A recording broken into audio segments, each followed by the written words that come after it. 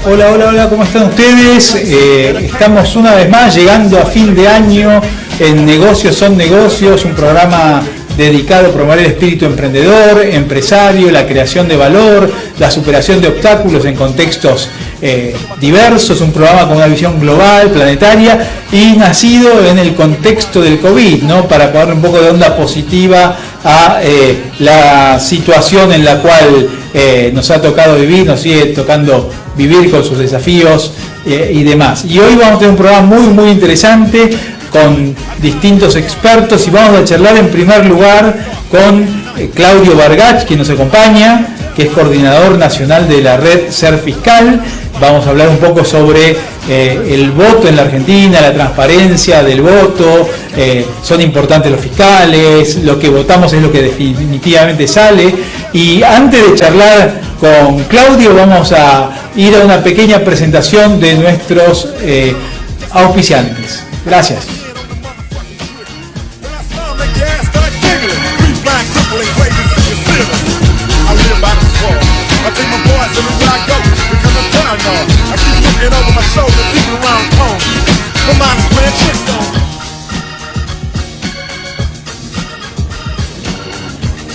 Bueno, estamos de vuelta en Negocios son Negocios y acá vamos a conversar con Claudio Bargach, coordinador nacional de la red Ser Fiscal. ¿Cómo estás, Claudio? ¿Qué tal? Bueno, ¿cómo estás? Muy bien, muchas gracias por venir, gracias por esta oportunidad. A ustedes por la invitación. Y gracias por el rol institucional que desarrolla Ser Fiscal en nuestro país, ¿no? Que es muy importante, da transparencia al proceso electoral. Contanos un poquito sobre Ser Fiscal.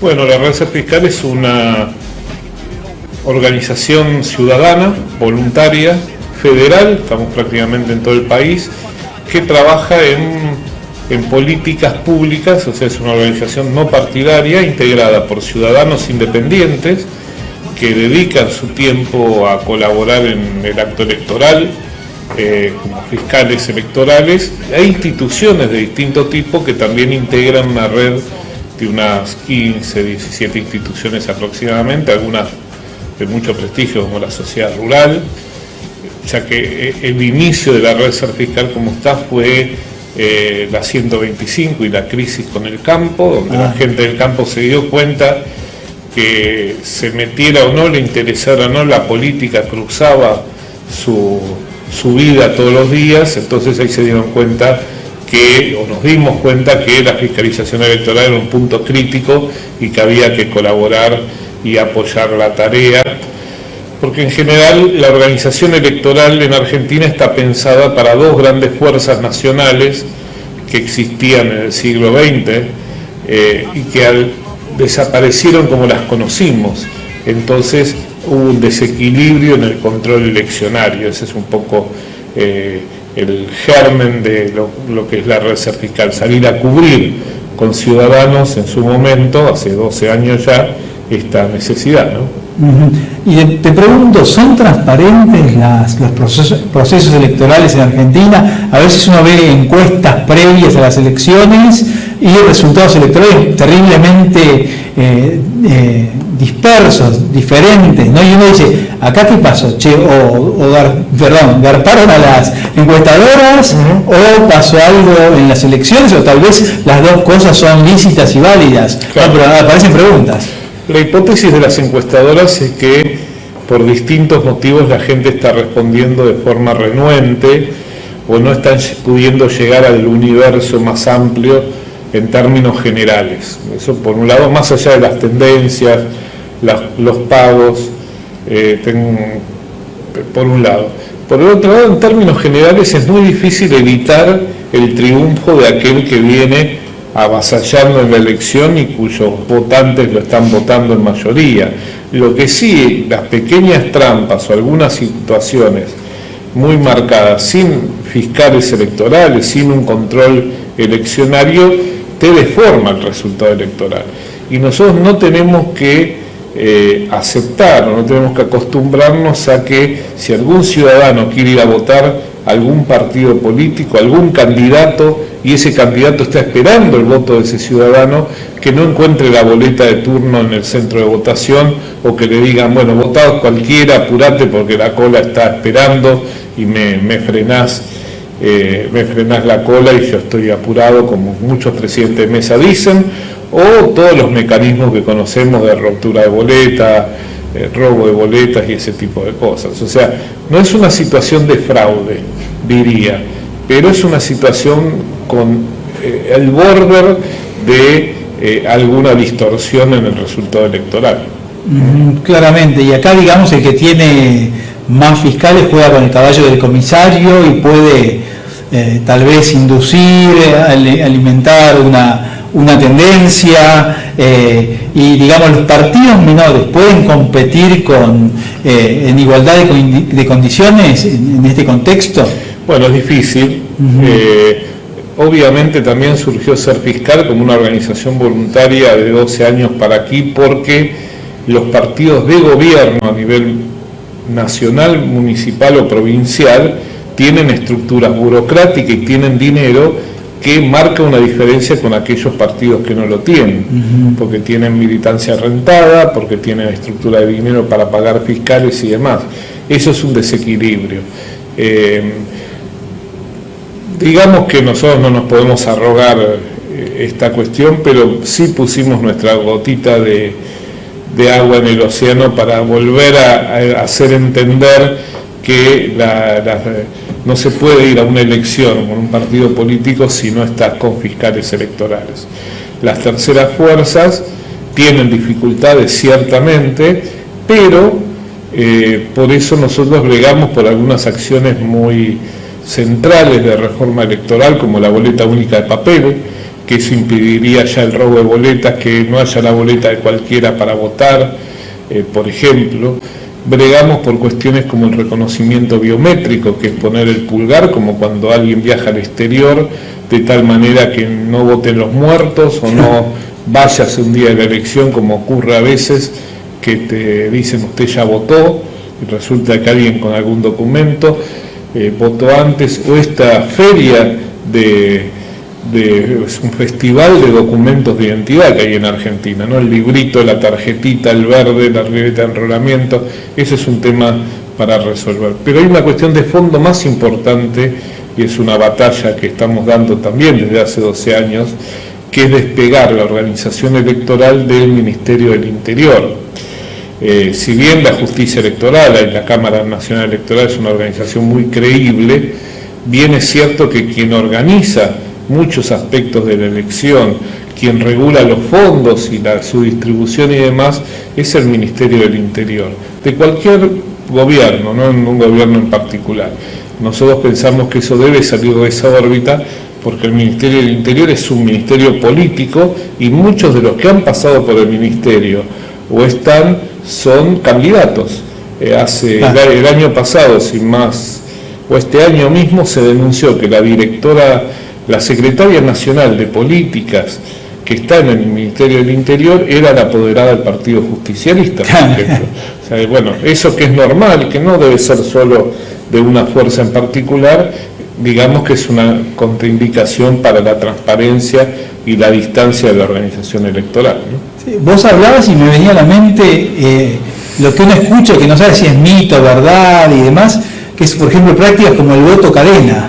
¿No? ¿Existe el voto cadena? Sí. ¿El voto cadena podrías explicar qué es y si existe? Sí, en general el voto cadena es robar de alguna manera o contar con la complicidad de un presidente de mesa que te da un sobre vacío, que vos introducís cualquier otro sobre sin la firma o con la firma solo del presidente de mesa, y entonces vos le llevás ese sobre vacío a un puntero de turno que te da dinero y te pone el sobre de la votación propia. Entonces vos ya tenés ensobrado.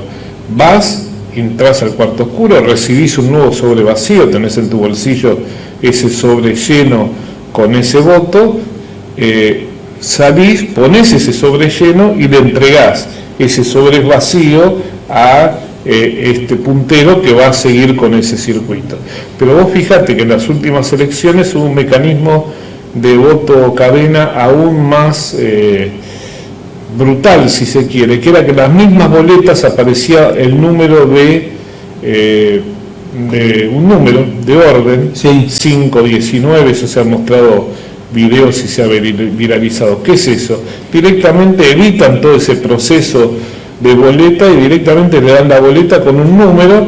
Entonces el fiscal de quien depende o a quien reporta a ese puntero toma nota de las boletas que se introdujeron con ese número, es decir, que el señor 15, que Juan votó lo que con esa boleta y ahí se le paga, o se le mantiene un plan social en el municipio o lo que sea, ¿no?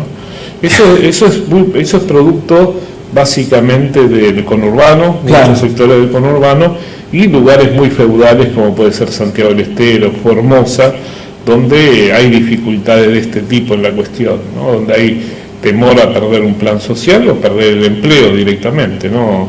Amenazas de intendentes que dicen si perdemos se quedan todos sin contratos, etcétera, etcétera, ¿no? Realmente es terrible esta práctica y no debe ser difícil de estimar el porcentaje de votos totales, ¿no?, sobre esto, pero aunque sea un 1% realmente es sí, aunque sea un voto, porque claro. En realidad lo que hace es limitar la libertad individual de un ciudadano para votar lo que se le ocurre. Está sujeto a un mecanismo que casi esclaviza lo laboral por un lado, pues estás dependiente en lugares donde, vos fíjate que eso es directamente proporcional a lugares donde el Estado tiene una amplia participación en el tema laboral, es decir, a donde grandes centros urbanos, provincias desarrolladas económicamente, donde la dependencia del conchavo del trabajo público no es definitivamente vital, hace que esta gente tenga mayor libertad. En cambio, si vos dependés con un 70% de empleo público y el resto de los que no son empleados públicos dependen como proveedores del Estado de algunas cuestiones, terminás en una maraña que es bastante complicada de poder hacer. A pesar de todo, siempre la libertad triunfa y bueno, se ha visto en las últimas elecciones que ha crecido exponencialmente un voto contrario a este tipo de prácticas o a quienes ejercen este tipo de prácticas aún en esas provincias, ¿no? Es muy importante lo que decís y pensaba en el voto electrónico y mientras tanto en un país como Argentina a veces da un poco de miedo, ¿no? Porque está el hacker populista por un lado, ¿no? Porque tal vez en otro contexto uno dice que bueno, es mucho más eficiente, pero en un contexto más desafiante como el nuestro me llama a preguntas, no sé cómo lo ves, si existen estos riesgos. Mira, la boleta única electrónica, que es el sistema Argentina, sí. Porque también te da un físico, digamos, te imprime un documento que a vos te queda y que se pone en una urna, se utiliza en 3 provincias en Argentina, Salta, Chaco y Neuquén en este momento, y está funcionando, la verdad que bien. Tiene una dificultad que es la desconfianza aún de los profesionales de sistemas, lo cual nos genera algún tipo de sorpresa, porque en realidad un profesional de este tipo de cosas tiene que ver esta cuestión y ver cómo se soluciona el problema que pudiera haber. Lo rechazan, lo plantean por boleta única de papel, básicamente. La otra cuestión es que es un sistema costoso. Claro. Esto es mucho más costoso que imprimir una cantidad de boletas ajustada por cada mesa de elección. Y la tercera cuestión, que no es menor, una cuestión de votación, que la propiedad intelectual se la queda un tercero, que no te quiere abrir de repente el código fuente o cómo es ese mecanismo, no te lo da para revisar a las distintas fuerzas políticas, y esto puede ser un interrogante de duda respecto a la transparencia en esta cuestión, sobre todo con gente que a lo mejor compra o le pone dinero a esa empresa. Entonces, por estos 3 motivos, básicamente, Salta y Chaco tienen propuestas de boleta única de papel, por una cuestión de costo, básicamente, y nos parece que en estas circunstancias nosotros hemos escrito un libro sobre todo un análisis a nivel internacional sobre la boleta única, cuando en el 2016 el Ejecutivo entonces presentó el proyecto, que se aprobó en diputados y no pasó en senadores. y escribimos sobre cómo debería ser la boleta única electrónica en Argentina en caso que se tomara esta cuestión. Y entre ellos hablábamos de un sistema Linux abierto, donde pudieran participar universidades, expertos y demás en la confección de ese proceso, y que una cosa era el alquiler de las máquinas eventualmente, porque el mantenimiento y la actualización de los equipos era muy costosa, y otra cosa era el software y el proceso organizativo de eso, ¿no? Pero bueno, la boleta única de papel es un intermedio interesante que también se utiliza en Argentina, ¿no? Santa Fe, Córdoba, de dos maneras diferentes, los consulados en el exterior cuando se vota, y aún las cárceles donde se vota, también se vota por boleta única de papel, ¿no? Bueno, Claudio, muchísimas gracias por esta posibilidad de charlar con vos. Claudio Bargach, coordinador nacional de la red Ser Fiscal. ¿Dónde te podemos seguir? ¿En redes? ¿Seguir la actividad de Ser Fiscal? A título personal, Claudio Bargach en Twitter, y Claudioc con C Bargach en Facebook, Ser Fiscal en Facebook y en Twitter. Serfiscal.org es nuestra página donde pueden bajar material, inclusive los libros que tenemos y demás.